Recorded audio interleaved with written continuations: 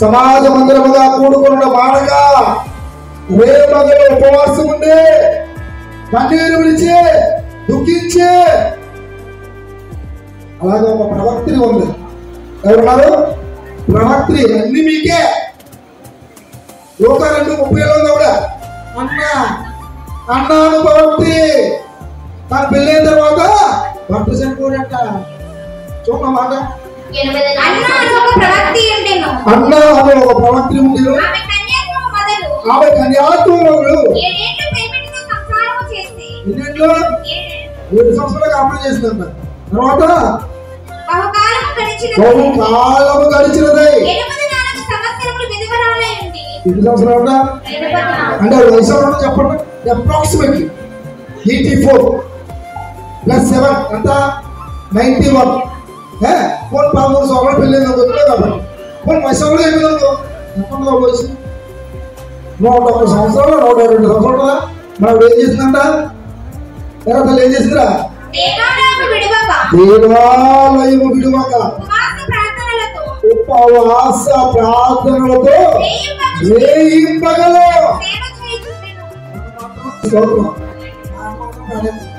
ఇది మాత్రం చెయ్యి. ఆవిడ కేవలం 7 సంవత్సరాలు మాత్రమే భక్తితో కాలం చేసి విధవరాలి కింద. ఇది ఎవరికి మాత్రం గుర్తుపెట్టుకోవాలి. ఎవరికి మాత్రం పెళ్ళి అవ్వడం అందరూ కూడా గుర్తుపెట్టుకోవాలి. మెచ్యూర్ అయిన తర్వాత నుంచి పెళ్ళి అవ్వడం అన్యాత్మ మొదలుగా మంచి శివసువాసి ఆమె కన్యాత్మ మొదలు. మనం ఏం చెప్పాం? ఇష్టం కాబట్టి ఆమె కన్యాత్మ మొదలు 7 ఏళ్ళు మాత్రమే పెరిగినతో కాపురం చేసి విధవరాలిగా ఉండి 84 సంవత్సరాలు దేవాలయము విడువక ఉపవాస ప్రార్థనలతో వేయింపగలు. ఏం చేస్తుందా? మనము ప్రతి ప్రత్యక్ష దేవుని వాడికి సేవ చేస్తామండి. ఇద్దరు నరకానికి వెళ్ళిపోతామండి. దేవుని స్తోత్రం. యెషయా 60 నిన్ను సృష్టించిన వాడు నీకు ఆయన సేవించు. నీ దేవుడు యెహోవాను మాత్రమే సేవించు. ఆయనే ప్రేమించు. వాటిని మాత్రం ప్రేమించుకో. దేవునికి స్తోత్రం. కాబట్టి ఇక్కడ ఇశ్రాయేలు వచ్చారా? ఇశ్రాయేలులో నీవు పోయి శోషణనందు కనబడిన యూదులందరినీ సమాజ మందిరమునకు సమకూర్చి. ఇప్పుడు చెప్పరా? వాక్యం చెల్లి చెప్పింది. ఎవరి నిమిత్తమండా? ఎవరి నిమిత్తమండా?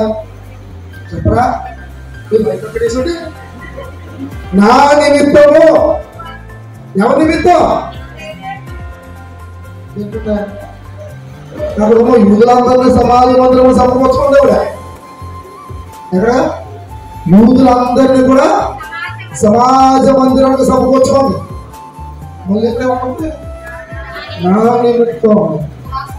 ఎవరి నిమిత్తం?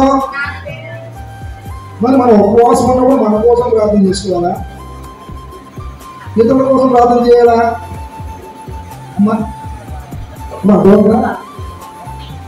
ఉపవాసం ఉన్నప్పుడు మన నిమిత్తం మనం ప్రార్థన చేసుకోవాలా?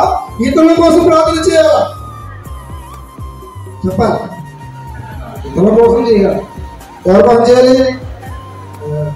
ముందు మనం పని చేసుకోకుండా చేసుకోకూడదు.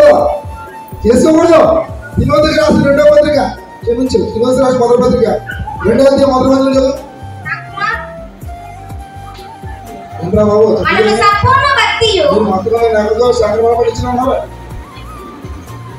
మనము సంపూర్ణ భక్తి మాన్యతను కలిగి నెమ్మదిగాను సుఖముగాను బ్రతుకుచుండి నిమిత్తము.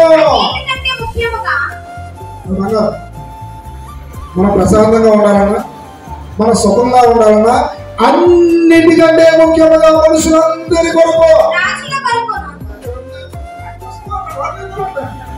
ముందు మనం కాదు. ముందు ఎక్కడో అవసరం ఉన్నప్పుడు అదే మరి.